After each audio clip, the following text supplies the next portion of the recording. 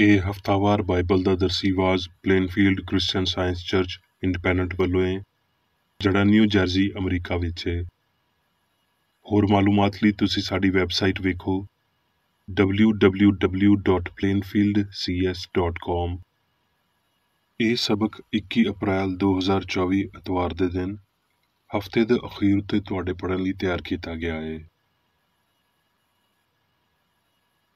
ਮਜ਼ਮੂਨ ਕਫਾਰੇ ਦਾ ਅਕੀਦਾ। ਸੁਨਹਿਰੀ ਮਤਨ ਲੂਕਾ। ਪੁੱਤਰ, ਤੂੰ ਤੇ ਹਮੇਸ਼ਾ ਮੇਰੇ ਕੋਲ ਹੈ ਤੇ ਜੋ ਕੁਝ ਮੇਰਾ ਹੈ ਉਹ ਤੇਰਾ ਹੀ ਹੈ। ਜਵਾਬੀ ਪੜ੍ਹਾਈ ਰੋਮੀਓ ਅਮਾਲ। ਇਸ ਲਈ ਅਸੀਂ ਇਹਨਾਂ ਗੱਲਾਂ ਦੇ ਬਾਰੇ ਕੀ ਆਖੀਏ? ਜੇ ਰੱਬ ਸਾਡੇ ਵੱਲ ਹੈ ਤੇ ਕੌਣ ਸਾਡਾ ਮੁਖਾਲਫ ਹੈ? ਕੌਣ ਸਾਨੂੰ ਮਸੀਹ ਦੇ ਪਿਆਰ ਤੋਂ ਵੱਖ ਕਰੇਗਾ? ਮੁਸੀਬਤ ਜਾਂ ਤੰਗੀ ਜਾਂ ਜ਼ੁਲਮ ਜਾਂ ਕਾਲ ਜਾਂ ਨੰਗਾਪਨ ਜਾਂ ਖਤਰਾ ਜਾਂ ਤਲਵਾਰ। ਪਰ ਇਹਨਾਂ ਸਾਰੀਆਂ ਹਾਲਤਾਂ ਵਿੱਚ ਉਹਦੇ ਰਾਹੀਂ ਜਿਹਨੇ ਸਾਡੇ ਨਾਲ ਪਿਆਰ ਕੀਤਾ, ਸਾਨੂੰ ਫਤਹ ਤੋਂ ਵੀ ਵੱਧ ਕੇ ਗਲਬਾ ਹਾਸਲ ਹੁੰਦਾ ਹੈ। ਕਿਉਂ ਜੇ ਮੈਨੂੰ ਯਕੀਨ ਹੈ ਭਈ ਰੱਬ ਦਾ ਪਿਆਰ ਜਿਹੜਾ ਸਾਡੇ ਖੁਦਾਵੰਦ ਯਿਸੂ ਮਸੀਹ ਵਿੱਚ ਹੈ, ਉਹਦੇ ਤੋਂ ਨਾ ਸਾਨੂੰ ਮੌਤ ਵੱਖ ਕਰ ਸਕੇਗੀ, ਨਾ ਹਯਾਤੀ, ਨਾ ਫਰਿਸ਼ਤੇ, ਨਾ ਹਕੂਮਤਾਂ, ਨਾ ਹਾਲ ਦੀਆਂ ਨਾ ਆਉਣ ਵਾਲੀਆਂ ਸ਼ੈਵਾਂ, ਨਾ ਕੁਦਰਤ, ਨਾ ਉਚਾਈ, ਨਾ ਪਸਤੀ, ਨਾ ਕੋਈ ਹੋਰ ਮਖਲੂਕ।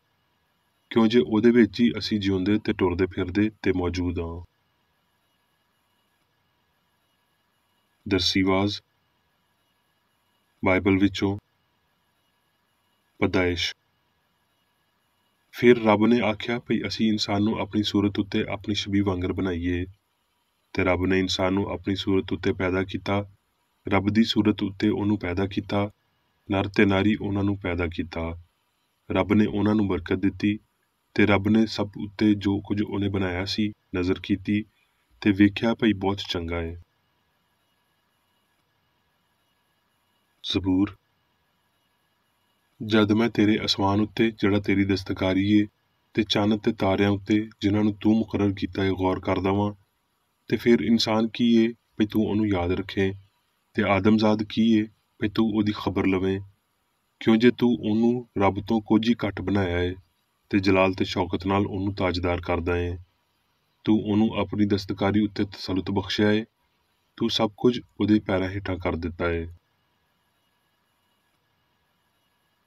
ਯੂਹੰਨਾ। ਯਰੂਸ਼ਲਮ ਵਿੱਚ ਤਜਦੀਦ ਦੀ ਈਦ ਹੋਈ ਤੇ ਪਾਲੇ ਦਾ ਮੌਸਮ ਸੀ, ਤੇ ਯਿਸੂ ਹੈਕਲ ਦੇ ਅੰਦਰ ਸੁਲੇਮਾਨੀ ਬਰਾਂਡੇ ਵਿੱਚ ਟੁਰ ਫਿਰ ਰਿਹਾ ਸੀ। ਇਸ ਲਈ ਯਹੂਦੀਆਂ ਨੇ ਉਹਦੇ ਆਲੇ ਦੁਆਲੇ ਇਕੱਠੇ ਹੋ ਕੇ ਉਹਨੂੰ ਆਖਿਆ, ਤੂੰ ਕਦੋਂ ਤੀਕਰ ਸਾਡੇ ਦਿਲਾਂ ਨੂੰ ਡਾਵਾਂਡੋਲ ਰੱਖੇਗਾ? ਜੇ ਤੂੰ ਮਸੀਹ ਏ ਤੇ ਸਾਨੂੰ ਸਾਫ਼ ਆਖ ਦੇ। ਯਿਸੂ ਨੇ ਉਹਨਾਂ ਨੂੰ ਆਖਿਆ, ਮੈਂ ਤੇ ਤੁਹਾਨੂੰ ਆਖ ਦਿੱਤਾ, ਪਰ ਤੁਸੀਂ ਯਕੀਨ ਨਹੀਂ ਕਰਦੇ। ਜਿਹੜੇ ਕੰਮ ਮੈਂ ਆਪਣੇ ਪਿਓ ਦੇ ਨਾਂ ਤੋਂ ਕਰਦਾ ਵਾਂ ਉਹੀ ਮੇਰੇ ਗਵਾਹ ਨੇ, ਪਰ ਤੁਸੀਂ ਇਸ ਲਈ ਯਕੀਨ ਨਹੀਂ ਕਰਦੇ ਵੀ ਤੁਸੀਂ ਮੇਰੀਆਂ ਭੇਡਾਂ ਵਿੱਚੋਂ ਨਹੀਂ ਹੋ। ਮੇਰੀਆਂ ਭੇਡਾਂ ਮੇਰੀ ਆਵਾਜ਼ ਸੁਣਦੀਆਂ ਨੇ ਤੇ ਮੈਂ ਉਹਨਾਂ ਨੂੰ ਜਾਣਦਾ ਵਾਂ ਤੇ ਉਹ ਮੇਰੇ ਮਗਰ ਮਗਰ ਟੁਰਦੀਆਂ ਨੇ, ਤੇ ਮੈਂ ਉਹਨਾਂ ਨੂੰ ਹਮੇਸ਼ਾ ਦੀ ਹਯਾਤੀ ਬਖਸ਼ਦਾ ਵਾਂ ਤੇ ਉਹ ਹਮੇਸ਼ਾ ਤੀਕਰ ਕਦੀ ਹਲਾਕ ਨਾ ਹੋਣਗੀਆਂ, ਤੇ ਕੋਈ ਉਹਨਾਂ ਨੂੰ ਮੇਰੇ ਹੱਥ ਤੋਂ ਖੋਹ ਨਾ ਲਵੇਗਾ। ਮੇਰਾ ਪਿਓ ਜਿਹਨੇ ਮੈਨੂੰ ਉਹ ਦਿੱਤੀਆਂ ਨੇ ਸਾਰਿਆਂ ਤੋਂ ਵੱਡਾ ਏ, ਤੇ ਕੋਈ ਉਹਨਾਂ ਨੂੰ ਮੇਰੇ ਪਿਓ ਦੇ ਹੱਥੋਂ ਖੋਹ ਨਹੀਂ ਸਕਦਾ। ਮੈਂ ਤੇ ਪਿਓ ਇੱਕ ਵਾਂ। ਯਹੂਦੀਆਂ ਨੇ ਉਹਨੂੰ ਸੰਸਾਰ ਕਰਨ ਲਈ ਫਿਰ ਪੱਥਰ ਚੁੱਕੇ। ਯਿਸੂ ਨੇ ਉਹਨਾਂ ਨੂੰ ਜਵਾਬ ਦਿੱਤਾ ਭਈ ਮੈਂ ਤੁਹਾਨੂੰ ਪਿਓ ਵੱਲੋਂ ਬਥੇਰੇ ਚੰਗੇ ਕੰਮ ਵਿਖਾਏ ਨੇ, ਉਹਨਾਂ ਵਿੱਚੋਂ ਕਿਸ ਕੰਮ ਦੇ ਪਾਰੋਂ ਮੈਨੂੰ ਸੰਸਾਰ ਕਰਦੇ ਹੋ? ਯਹੂਦੀਆਂ ਨੇ ਉਹਨੂੰ ਜਵਾਬ ਦਿੱਤਾ ਭਈ ਚੰਗੇ ਕੰਮਾਂ ਦੇ ਪਾਰੋਂ ਨਹੀਂ, ਬਲਕਿ ਕੁਫਰ ਦੇ ਪਾਰੋਂ ਤੈਨੂੰ ਸੰਸਾਰ ਕਰਦੇ ਹਾਂ, ਤੇ ਇਸ ਲਈ ਭਈ ਤੂੰ ਬੰਦਾ ਹੋ ਕੇ ਆਪਣੇ ਆਪ ਨੂੰ ਰੱਬ ਬਣਾਉਣਾ ਏ। ਯਿਸੂ ਨੇ ਉਹਨਾਂ ਨੂੰ ਜਵਾਬ ਦਿੱਤਾ, ਜੇ ਮੈਂ ਆਪਣੇ ਪਿਓ ਦੇ ਕੰਮ ਨਹੀਂ ਕਰਦਾ ਤੇ ਮੇਰਾ ਯਕੀਨ ਨਾ ਕਰੋ, ਪਰ ਜੇ ਮੈਂ ਕਰਦਾ ਵਾਂ ਤੇ ਭਾਵੇਂ ਮੇਰਾ ਯਕੀਨ ਨਾ ਕਰੋ, ਪਰ ਉਹਨਾਂ ਕੰਮਾਂ ਦਾ ਤਾਂ ਯਕੀਨ ਕਰੋ, ਤਾਂ ਜੋ ਤੁਸੀਂ ਜਾਣੋ ਤੇ ਸਮਝੋ ਭਈ ਪਿਓ ਮੇਰੇ ਵਿੱਚ ਏ ਤੇ ਮੈਂ ਪਿਓ ਵਿੱਚ ਵਾਂ। ਉਹਨਾਂ ਨੇ ਫਿਰ ਉਹਨੂੰ ਫੜਨ ਦੀ ਕੋਸ਼ਿਸ਼ ਕੀਤੀ, ਪਰ ਉਹ ਉਹਨਾਂ ਦੇ ਹੱਥ ਵਿੱਚੋਂ ਨਿਕਲ ਗਿਆ। ਯੂਹੰਨਾ। ਯਿਸੂ ਨੇ ਆਖਿਆ, ਕੀ ਤੂੰ ਨਹੀਂ ਮੰਨਦਾ ਭਈ ਮੈਂ ਪਿਓ ਵਿੱਚ ਤੇ ਪਿਓ ਮੇਰੇ ਵਿੱਚ ਏ? ਇਹ ਗੱਲਾਂ ਮੈਂ ਜਿਹੜੀਆਂ ਤੁਹਾਨੂੰ ਆਖਦਾ ਆਪਣੇ ਵੱਲੋਂ ਨਹੀਂ ਆਖਦਾ, ਪਿਓ ਮੇਰੇ ਵਿੱਚ ਰਹਿ ਕੇ ਆਪਣੇ ਕੰਮ ਕਰਦਾ ਏ। ਮੈਂ ਤੁਹਾਨੂੰ ਸੱਚ ਆਖਦਾ ਵਾਂ ਭਈ ਜਿਹੜਾ ਮੇਰੇ ਉੱਤੇ ਈਮਾਨ ਰੱਖਦਾ ਏ, ਇਹ ਕੰਮ ਜਿਹੜੇ ਮੈਂ ਕਰਦਾ ਵਾਂ ਉਹ ਵੀ ਕਰੇਗਾ, ਬਲਕਿ ਇਹਨਾਂ ਤੋਂ ਵੀ ਵੱਡੇ ਕੰਮ ਕਰੇਗਾ। ਕਿਉਂ ਜੇ ਮੈਂ ਪਿਓ ਦੇ ਕੋਲ ਜਾਣਾ ਵਾਂ ਤੇ ਜੋ ਕੁਝ ਤੁਸੀਂ ਮੇਰੇ ਨਾਂ ਤੋਂ ਚਾਹੋਗੇ ਮੈਂ ਉਹ ਹੀ ਕਰਾਂਗਾ, ਤਾਂ ਜੋ ਪਿਓ ਪੁੱਤਰ ਵਿੱਚ ਜਲਾਲ ਪਾਵੇ। ਜੇ ਮੇਰੇ ਨਾਂ ਤੋਂ ਮੈਥੋਂ ਕੁਝ ਚਾਹੋਗੇ ਤੇ ਮੈਂ ਉਹ ਹੀ ਕਰਾਂਗਾ। ਮੈਂ ਤੁਹਾਨੂੰ ਸਕੂਨ ਦੇ ਜਾਣਾ ਵਾਂ, ਆਪਣਾ ਸਕੂਨ ਤੁਹਾਨੂੰ ਦੇਣਾ ਵਾਂ। ਜਿਵੇਂ ਜੱਗ ਦਿੰਦਾ ਏ ਮੈਂ ਤੁਹਾਨੂੰ ਉਂਝ ਨਹੀਂ ਦਿੰਦਾ। ਤੁਹਾਡਾ ਦਿਲ ਨਾ ਘਬਰਾਵੇ ਨਾ ਡਰੇ। ਯੂਹੰਨਾ। ਅੰਗੂਰ ਦਾ ਅਸਲੀ ਰੁੱਖ ਮੈਂ ਵਾਂ ਤੇ ਮੇਰਾ ਪਿਓ ਬਾਗਬਾਨ ਏ। ਜਿਹੜੀ ਟਹਿਣੀ ਮੇਰੇ ਵਿੱਚ ਤੇ ਫਲ ਨਹੀਂ ਦਿੰਦੀ ਉਹ ਉਹਨੂੰ ਵੱਢ ਦਿੰਦਾ ਏ, ਤੇ ਜਿਹੜੀ ਫਲ ਦਿੰਦੀ ਏ ਉਹ ਉਹਨੂੰ ਛਾਂਗਦਾ ਏ ਤਾਂ ਜੋ ਬਹੁਤਾ ਫਲ ਦੇਵੇ। ਹੁਣ ਤੁਸੀਂ ਉਸ ਕਲਾਮ ਦੇ ਪਾਰੋਂ ਜਿਹੜਾ ਮੈਂ ਤੁਹਾਡੇ ਨਾਲ ਕੀਤਾ ਪਾਕ ਹੋ। ਤੁਸੀਂ ਮੇਰੇ ਵਿੱਚ ਕਾਇਮ ਰਹੋ ਤੇ ਮੈਂ ਤੁਹਾਡੇ ਵਿੱਚ। ਜਿਵੇਂ ਜੇ ਟਹਿਣੀ ਅੰਗੂਰ ਦੇ ਰੁੱਖ ਵਿੱਚ ਕਾਇਮ ਨਾ ਰਵੇ ਤੇ ਆਪਣੇ ਆਪ ਫਲ ਨਹੀਂ ਦੇ ਸਕਦੀ, ਉਸੇ ਤਰ੍ਹਾਂ ਤੁਸੀਂ ਵੀ ਜੇ ਮੇਰੇ ਵਿੱਚ ਕਾਇਮ ਨਾ ਰਹੋ ਤੇ ਫਲ ਨਹੀਂ ਦੇ ਸਕਦੇ। ਮੈਂ ਅੰਗੂਰ ਦਾ ਰੁੱਖ ਵਾਂ, ਤੁਸੀਂ ਟਹਿਣੀਆਂ ਹੋ। ਜਿਹੜਾ ਮੇਰੇ ਵਿੱਚ ਕਾਇਮ ਰਹਿੰਦਾ ਏ ਤੇ ਮੈਂ ਉਹਦੇ ਵਿੱਚ, ਉਹ ਬਹੁਤ ਫਲ ਦਿੰਦਾ ਏ। ਕਿਉਂ ਜੇ ਮੈਥੋਂ ਵੱਖ ਹੋ ਕੇ ਤੁਸੀਂ ਕੁਝ ਨਹੀਂ ਕਰ ਸਕਦੇ। ਜੇ ਕੋਈ ਮੇਰੇ ਵਿੱਚ ਕਾਇਮ ਨਾ ਰਵੇ ਤੇ ਉਹ ਟਹਿਣੀ ਵਾਂਗਰ ਸੁੱਟ ਦਿੱਤਾ ਜਾਂਦਾ ਤੇ ਸੁੱਕ ਜਾਂਦਾ ਏ, ਤੇ ਲੋਕੀ ਉਹਨੂੰ ਜਮ੍ਹਾਂ ਕਰਕੇ ਅੱਗ ਵਿੱਚ ਸੁੱਟ ਦਿੰਦੇ ਨੇ ਤੇ ਉਹ ਸੜ ਜਾਂਦੀ ਏ। ਜੇ ਤੁਸੀਂ ਮੇਰੇ ਵਿੱਚ ਕਾਇਮ ਰਹੋ ਤੇ ਮੇਰੀਆਂ ਗੱਲਾਂ ਤੁਹਾਡੇ ਵਿੱਚ ਕਾਇਮ ਰਹਿਣ, ਤੇ ਜੋ ਚਾਹੋ ਮੰਗੋ ਉਹ ਤੁਹਾਡੇ ਲਈ ਹੋ ਜਾਵੇਗਾ। ਮੇਰੇ ਪਿਓ ਦਾ ਜਲਾਲ ਇਹਦੇ ਨਾਲ ਹੀ ਹੁੰਦਾ ਏ ਵੀ ਤੁਸੀਂ ਬਹੁਤ ਫਲ ਦਿਓ, ਤਦ ਹੀ ਤੁਸੀਂ ਮੇਰੇ ਚੇਲੇ ਠਹਿਰੋਗੇ। ਜਿਵੇਂ ਪਿਓ ਨੇ ਮੇਰੇ ਨਾਲ ਮੁਹੱਬਤ ਰੱਖੀ, ਉਂਝ ਹੀ ਮੈਂ ਵੀ ਤੁਹਾਡੇ ਨਾਲ ਮੁਹੱਬਤ ਰੱਖੀ। ਤੁਸੀਂ ਮੇਰੀ ਮੁਹੱਬਤ ਵਿੱਚ ਕਾਇਮ ਰਹੋ। ਜੇ ਤੁਸੀਂ ਮੇਰੇ ਹੁਕਮਾਂ ਉੱਤੇ ਅਮਲ ਕਰੋਗੇ ਤੇ ਮੇਰੀ ਮੁਹੱਬਤ ਵਿੱਚ ਕਾਇਮ ਰਹੋਗੇ, ਜਿਵੇਂ ਮੈਂ ਆਪਣੇ ਪਿਓ ਦੇ ਹੁਕਮਾਂ ਉੱਤੇ ਅਮਲ ਕੀਤਾ ਏ ਤੇ ਉਹਦੀ ਮੁਹੱਬਤ ਵਿੱਚ ਕਾਇਮ ਵਾਂ। ਮੈਂ ਇਹ ਗੱਲਾਂ ਇਸ ਲਈ ਤੁਹਾਨੂੰ ਆਖੀਆਂ ਨੇ ਵੀ ਮੇਰੀ ਖੁਸ਼ੀ ਤੁਹਾਡੇ ਵਿੱਚ ਹੋਵੇ ਤੇ ਤੁਹਾਡੀ ਖੁਸ਼ੀ ਪੂਰੀ ਹੋ ਜਾਵੇ। ਜੋ ਕੁਝ ਮੈਂ ਤੁਹਾਨੂੰ ਹੁਕਮ ਦੇਣਾ ਵਾਂ, ਜੇ ਤੁਸੀਂ ਉਹ ਕਰੋ ਤੇ ਮੇਰੇ ਯਾਰ ਹੋ। ਯੂਹੰਨਾ। ਯਿਸੂ ਨੇ ਇਹ ਗੱਲਾਂ ਆਖੀਆਂ ਤੇ ਆਪਣੀਆਂ ਅੱਖੀਆਂ ਅਸਮਾਨ ਵੱਲ ਚੁੱਕ ਕੇ ਆਖਿਆ, ਭਈ ਐ ਬਾਪ, ਉਹ ਵੇਲਾ ਆ ਗਿਆ ਏ। ਆਪਣੇ ਪੁੱਤਰ ਦਾ ਜਲਾਲ ਜ਼ਾਹਿਰ ਕਰ, ਤਾਂ ਜੋ ਪੁੱਤਰ ਤੇਰਾ ਜਲਾਲ ਜ਼ਾਹਿਰ ਕਰੇ। ਜਿਹੜਾ ਕੰਮ ਤੂੰ ਮੈਨੂੰ ਕਰਨ ਨੂੰ ਦਿੱਤਾ ਸੀ, ਉਹਨੂੰ ਪੂਰਾ ਕਰਕੇ ਮੈਂ ਧਰਤੀ ਉੱਤੇ ਤੇਰਾ ਜਲਾਲ ਜ਼ਾਹਿਰ ਕੀਤਾ ਏ। ਤੇ ਹੁਣ ਐ ਬਾਪ, ਤੂੰ ਉਸ ਜਲਾਲ ਨਾਲ ਜਿਹੜਾ ਮੈਂ ਜੱਗ ਦੀ ਪੈਦਾਇਸ਼ ਤੋਂ ਪਹਿਲਾਂ ਤੇਰੇ ਨਾਲ ਰੱਖਿਆ ਏ, ਮੈਨੂੰ ਆਪਣੇ ਨਾਲ ਜਲਾਲੀ ਬਣਾ ਦੇ। ਮੈਂ ਤੇਰੇ ਨਾਂ ਨੂੰ ਉਹਨਾਂ ਬੰਦਿਆਂ ਉੱਤੇ ਜ਼ਾਹਿਰ ਕੀਤਾ ਜਿਨ੍ਹਾਂ ਨੂੰ ਤੂੰ ਮੈਨੂੰ ਜੱਗ ਵਿੱਚੋਂ ਦਿੱਤਾ ਏ। ਉਹ ਤੇਰੇ ਸੀ ਤੇ ਤੂੰ ਉਹਨਾਂ ਨੂੰ ਮੈਨੂੰ ਦਿੱਤਾ ਤੇ ਉਹਨਾਂ ਨੇ ਤੇਰੇ ਕਲਾਮ ਉੱਤੇ ਅਮਲ ਕੀਤਾ। ਹੁਣ ਉਹ ਇਹ ਜਾਣ ਗਏ ਭਈ ਜੋ ਕੁਝ ਤੂੰ ਮੈਨੂੰ ਦਿੱਤਾ ਏ ਉਹ ਸਭ ਤੇਰੇ ਵੱਲੋਂ ਏ। ਮੈਂ ਇਹ ਦਰਖਾਸਤ ਨਹੀਂ ਕਰਦਾ ਭਈ ਤੂੰ ਉਹਨਾਂ ਨੂੰ ਜੱਗ ਵਿੱਚੋਂ ਚੁੱਕ ਲੈ, ਬਲਕਿ ਇਹ ਭਈ ਉਸ ਸਰੀਰ ਤੋਂ ਉਹਨਾਂ ਨੂੰ ਬਚਾ ਕੇ ਰੱਖ। ਮੈਂ ਬਸ ਉਹਨਾਂ ਲਈ ਹੀ ਦਰਖਾਸਤ ਨਹੀਂ ਕਰਦਾ, ਬਲਕਿ ਉਹਨਾਂ ਲਈ ਵੀ ਜਿਹੜੇ ਇਹਨਾਂ ਦੇ ਕਲਾਮ ਦੇ ਰਾਹੀਂ ਮੇਰੇ ਉੱਤੇ ਈਮਾਨ ਲਿਆਣਗੇ, ਤਾਂ ਜੋ ਸਭ ਇੱਕ ਹੋਣ। ਯਾਨੀ ਜਿਵੇਂ ਐ ਬਾਪ, ਤੂੰ ਮੇਰੇ ਵਿੱਚ ਏ ਤੇ ਮੈਂ ਤੇਰੇ ਵਿੱਚ ਹਾਂ, ਉਹ ਵੀ ਸਾਡੇ ਵਿੱਚ ਹੋਣ ਤੇ ਜੱਗ ਈਮਾਨ ਲਿਆਏ ਭਈ ਤੂੰ ਹੀ ਮੈਨੂੰ ਘੱਲਿਆ ਏ। ਹੁਣ ਮੈਂ ਮੇਰੀ ਬੇਕਰੇਡੀ ਦੀ ਲਿਖੀ ਹੋਈ ਕ੍ਰਿਸਚਨ ਸਾਇੰਸ ਦੀ ਦਰਸੀ ਕਿਤਾਬ ਸਾਇੰਸ ਤੇ ਸਿਹਤ ਆਇਤਾਂ ਦੀ ਕੁੰਜੀ ਦੇ ਨਾਲ ਵਿੱਚੋਂ ਲਈਆਂ ਹੋਈਆਂ ਲਿਖਾਈਆਂ ਪੜਾਂਗਾ। ਸਾਇੰਸ ਤੇ ਸਿਹਤ। ਵਜੂਦੀਅਤ ਨੂੰ ਉਲੂਹੀਅਤ ਤੋਂ ਵੱਖਰਾ ਸਾਇੰਸ ਨਾਮੁਮਕਿਨ ਦੇ ਤੌਰ ਤੇ ਵਾਜ਼ਿਆ ਕਰਦੀ ਏ। ਪਾਣੀ ਦਾ ਇੱਕ ਚਿੱਟਾ ਸਮੁੰਦਰ ਦੇ ਨਾਲ ਇੱਕ ਏ, ਲੋਹ ਦੀ ਇੱਕ ਕਿਰਨ ਸੂਰਜ ਦੇ ਨਾਲ ਇੱਕ ਏ। ਇਸੇ ਤਰ੍ਹਾਂ ਰੱਬ ਤੇ ਇਨਸਾਨ, ਪਿਓ ਤੇ ਪੁੱਤਰ ਹਸਤੀ ਵਿੱਚ ਇੱਕ ਨੇ। ਕਲਾਮ ਆਖਦਾ ਏ, ਕਿਉਂ ਜੇ ਉਹਦੇ ਵਿੱਚ ਹੀ ਅਸੀਂ ਜਿਉਂਦੇ ਹਾਂ ਤੇ ਟੁਰਦੇ ਫਿਰਦੇ ਤੇ ਮੌਜੂਦ ਹਾਂ। ਰੱਬ ਵੱਡਾ ਮੈਂ ਹਾਂ, ਸਭ ਕੁਝ ਜਾਣਨ ਵਾਲਾ, ਸਭ ਕੁਝ ਵੇਖਣ ਵਾਲਾ, ਸਾਰੇ ਕੰਮ ਕਰਨ ਵਾਲਾ, ਸਾਰੀ ਸਿਆਣ, ਸਾਰਾ ਪਿਆਰ ਤੇ ਅਬਦੀ, ਅਸੂਲ, ਜਾਨ, ਰੂਹ, ਹਯਾਤੀ, ਸੱਚਾਈ, ਪਿਆਰ, ਸਾਰਾ ਮਵਾਦ, ਜ਼ਹਾਨਤ। ਸਵਾਲ, ਇਨਸਾਨ ਕੀ ਏ? ਜਵਾਬ, ਇਨਸਾਨ ਮਾਦਾ ਨਹੀਂ ਏ, ਉਹ ਦਿਮਾਗ, ਖੂਨ, ਹੱਡੀਆਂ ਤੇ ਦੂਜੇ ਮਾਦੀ ਅੰਸਰਾਂ ਨਾਲ ਨਹੀਂ ਬਣਾਇਆ ਗਿਆ।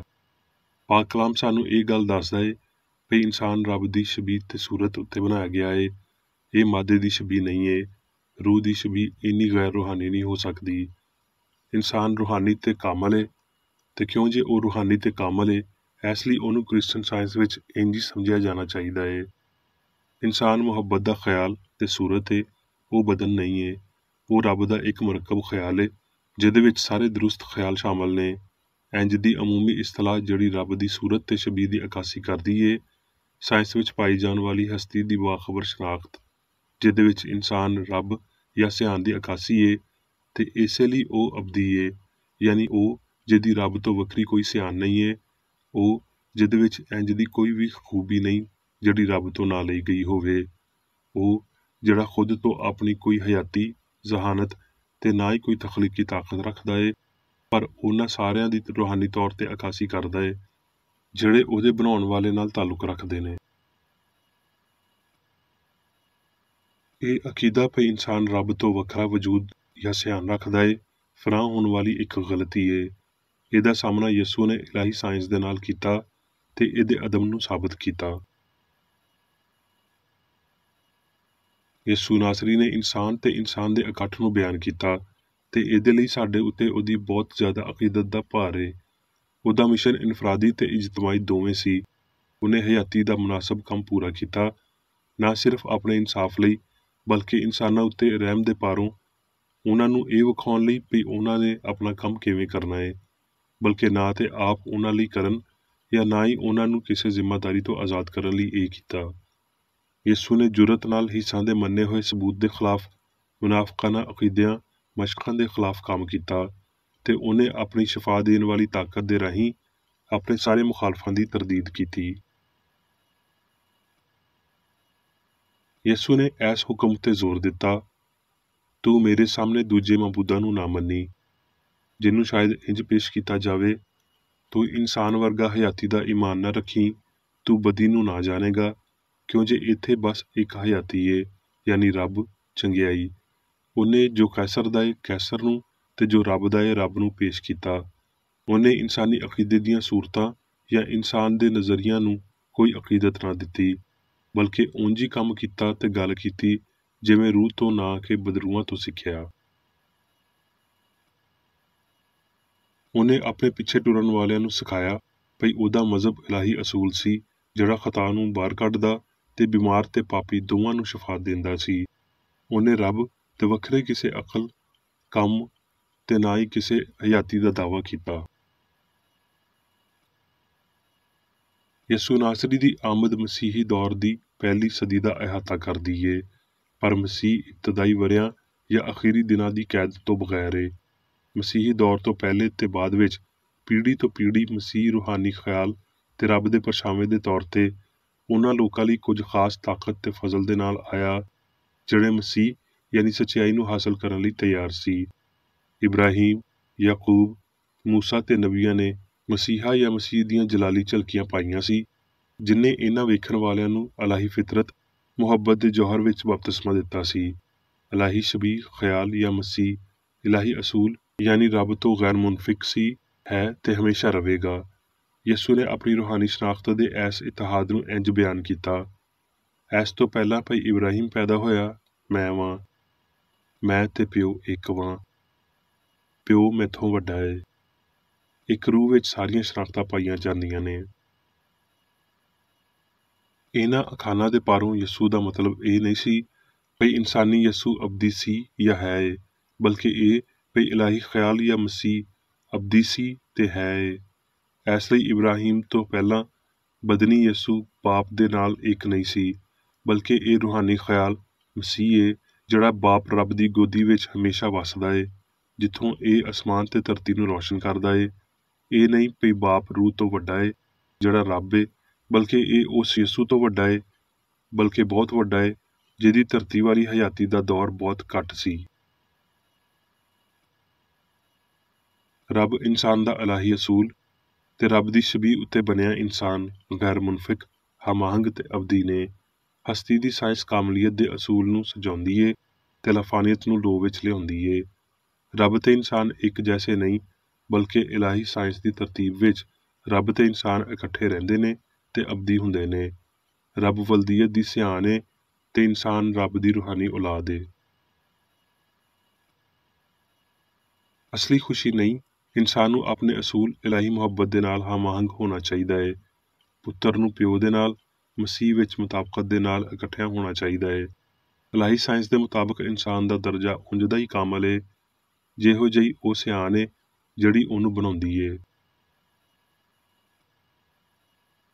ਰੱਬ ਇਨਸਾਨ ਦਾ ਖਾਲਕ ਤੇ ਇਨਸਾਨ ਦਾ ਇਲਾਹੀ ਅਸੂਲ ਕਾਮਲ ਹੋਣ ਨਾਲ ਇਲਾਹੀ ਖਿਆਲ ਜਾਂ ਪਰਛਾਵਾਂ ਯਾਨੀ ਇਨਸਾਨ ਕਾਮਲ ਹੀ ਰਹਿੰਦਾ ਏ। ਇਨਸਾਨ ਰੱਬ ਦੀ ਹਸਤੀ ਦਾ ਇਜ਼ਹਾਰ ਏ। ਸਾਇੰਸ ਵਿੱਚ ਰੱਬ ਤੇ ਇਨਸਾਨ, ਇਲਾਹੀ ਅਸੂਲ ਤੇ ਖਿਆਲ ਦੇ ਤਾਲੁਕਾਤ ਲਾਜ਼ਵਾਲ ਨੇ ਤੇ ਸਾਇੰਸ ਭੁੱਲ ਚੁੱਕ ਜਾਂਦੀ ਏ ਨਾਹਮਾਂਗੀ ਵੱਲ ਪਰਤ ਕੇ ਆਉਣਾ। ਪਰ ਇਹ ਇਲਾਹੀ ਤਰਤੀਬ ਜਾਂ ਰੂਹਾਨੀ ਕਾਨੂੰਨ ਰੱਖਦੀ ਏ ਜਿਹਦੇ ਵਿੱਚ ਰੱਬ ਤੇ ਜੋ ਕੁਝ ਉਹ ਬਣਾਉਂਦਾ ਏ ਕਾਮਲ ਤੇ ਅਬਦੀ ਨੇ, ਜਿਹੜੇ ਉਹਦੀ ਪੂਰੀ ਤਾਰੀਖ ਵਿੱਚ ਨਾ ਬਦਲਣ ਵਾਲੇ ਰਹੇ ਨੇ। ਇੱਕ ਖੁਦੀ, ਇੱਕ ਸਿਆਣ ਜਾਂ ਰੂਹ ਜਿਹਨੂੰ ਰੱਬ ਆਖਿਆ ਜਾਂਦਾ ਏ, ਲਾਮੁਤਨਾਹੀ ਇਨਫਰਾਦੀਅਤ ਏ, ਜਿਹੜਾ ਸਾਰਾ ਰੂਪ ਤੇ ਖੂਬਸੂਰਤੀ ਅਦਾ ਕਰਦਾ ਏ ਤੇ ਜਿਹੜਾ ਇਨਫਰਾਦੀ ਤੇ ਰੂਹਾਨੀ ਇਨਸਾਨ ਤੇ ਸ਼ੈਵਾਂ ਵਿੱਚ ਅਸਲੀਅਤ ਤੇ ਅਲੂਹੀਅਤ ਦਾ ਪਰਛਾਵਾਂ ਬਣਦਾ ਏ। ਰੱਬ ਬੁਰਿਆਈ ਦਾ ਕੋਈ ਅਨਸਰ ਨਹੀਂ ਦੇ ਸਕਦਾ ਤੇ ਇਨਸਾਨ ਅਜਿਹੀ ਕੁਝ ਵੀ ਮਲਕੀਅਤ ਨਹੀਂ ਰੱਖ ਸਕਦਾ ਜਿਹੜੀ ਉਹਨੇ ਰੱਬ ਤੋਂ ਹਾਸਲ ਨਾ ਕੀਤੀ ਹੋਵੇ। ਮੁਕਾਸ਼ਵਾ ਲਿਖਣ ਵਾਲਾ ਸਾਨੂੰ ਇੱਕ ਨਵੇਂ ਅਸਮਾਨ ਤੇ ਇੱਕ ਨਵੀਂ ਧਰਤੀ ਦੇ ਬਾਰੇ ਦੱਸਦਾ ਏ। ਕੀ ਤੁਸੀਂ ਕਦੀ ਅਜਿਹੇ ਅਸਮਾਨ ਤੇ ਧਰਤੀ ਦੀ ਤਸਵੀਰਕਸ਼ੀ ਕੀਤੀ ਏ ਜਿਹਦੇ ਰਹਿਣ ਵਾਲੇ ਆਲਾ ਸਿਆਣ ਦੇ ਇਖਤਿਆਰ ਵਿੱਚ ਹੋਣ? ਆਓ ਅਸੀਂ ਇਸ ਅਕੀਦੇ ਤੋਂ ਜਾਨ ਛੁਡਾਈਏ ਵੀ ਇਨਸਾਨ ਰੱਬ ਤੋਂ ਵੱਖਰਾ ਏ ਤੇ ਬਸ ਇਲਾਹੀ ਅਸੂਲ, ਹਯਾਤੀ ਤੇ ਪਿਆਰ ਦੀ ਫਰਮਾਬਰਦਾਰੀ ਕਰੀਏ। ਇੱਥੇ ਪੂਰੀ ਅਸਲੀ ਰੂਹਾਨੀ ਤਰੱਕੀ ਲਈ ਰਵਾਨਗੀ ਦਾ ਵੱਡਾ ਨੁਕਤਾ ਆਉਂਦਾ ਏ। ਹੁਣ ਮੈਂ ਮੀਰੀ ਬੇਕਰ ਏਡੀ ਵੱਲੋਂ ਚਰਚ ਮੈਨੂਅਲ ਵਿੱਚ ਦਿੱਤੇ ਹੋਏ ਰੋਜ਼ਾਨਾ ਦੇ 3 ਫਰਜ਼ ਪੜਾਂਗਾ। ਰੋਜ਼ਾਨਾ ਦੀ ਦੁਆ। ਇਸ ਚਰਚ ਦੇ ਹਰ ਰੁਕਨ ਦਾ ਇਹ ਫਰਜ਼ ਏ ਭਈ ਉਹ ਹਰ ਰੋਜ਼ ਇਹ ਦੁਆ ਕਰੇ, ਤੇਰੀ ਬਾਦਸ਼ਾਹੀ ਆਵੇ, ਇਲਾਹੀ ਸੱਚਾਈ, ਹਯਾਤੀ ਤੇ ਪਿਆਰ ਦੀ ਸਲਤਨਤ ਮੇਰੇ ਅੰਦਰ ਕਾਇਮ ਹੋਵੇ ਤੇ ਸਾਰੇ ਪਾਪ ਮੈਥੋਂ ਨਿਕਲ ਜਾਣ ਤੇ ਤੇਰਾ ਕਲਾਮ ਸਾਰੇ ਇਨਸਾਨਾਂ ਦੇ ਪਿਆਰ ਨੂੰ ਵਧਾਵੇ ਤੇ ਉਹਨਾਂ ਉੱਤੇ ਹਕੂਮਤ ਕਰੇ। ਮਕਸਦਾਂ ਤੇ ਕੰਮਾਂ ਦਾ ਇੱਕ ਅਸੂਲ। ਨਾ ਕੋਈ ਮੁਖਾਲਫਤ ਤੇ ਨਾ ਕੋਈ ਜ਼ਾਤੀ ਤਾਲੁਕ ਮਾਦਰੀ ਚਰਚ ਦੇ ਕਿਸੇ ਰੁਕਨ ਦੇ ਮਕਸਦਾਂ ਜਾਂ ਕੰਮਾਂ ਉੱਤੇ ਅਸਰ ਕਰਨੇ ਚਾਹੀਦੇ। ਸਾਇੰਸ ਵਿੱਚ ਬਸ ਇਲਾਹੀ ਪਿਆਰ ਹੀ ਹਕੂਮਤ ਕਰਦਾ ਏ ਤੇ ਇੱਕ ਮਸੀਹ ਸਾਇੰਸਦਾਨ ਪਾਪ ਨੂੰ ਰੱਦ ਕਰਦਿਆਂ ਹੋਏ ਸੁੱਚੀ ਭਰਾਬੰਦੀ, ਖੈਰਾਤ ਪਸੰਦੀ ਤੇ ਮਾਫੀ ਨਾਲ ਪਿਆਰ ਦੀਆਂ ਮਿੱਠੀਆਂ ਸੱਚਾਈਆਂ ਦਾ ਪਰਛਾਵਾਂ ਬਣਦਾ ਏ। ਇਸ ਚਰਚ ਦੇ ਸਾਰੇ ਰੁਕਨਾਂ ਨੂੰ ਸਾਰੇ ਪਾਪਾਂ ਤੋਂ, ਗਲਤ ਤਰ੍ਹਾਂ ਦੀਆਂ ਪੇਸ਼ਨਗੋਈਆਂ, ਮੁਨਸਫੀਆਂ, ਮੁਜ਼ਮਤਾਂ, ਸਲਾਵਾਂ, ਗਲਤ ਅਸਰਾਂ ਨੂੰ ਲੈਣ ਤੇ ਗਲਤ ਅਸਰ ਦੇਣ ਤੋਂ ਆਜ਼ਾਦ ਰਹਿਣ ਲਈ ਹਰ ਰੋਜ਼ ਖਿਆਲ ਰੱਖਣਾ ਚਾਹੀਦਾ ਏ ਤੇ ਦੁਆ ਕਰਨੀ ਚਾਹੀਦੀ ਏ। ਫਰਜ਼ ਲਈ ਚੁਸਤੀ।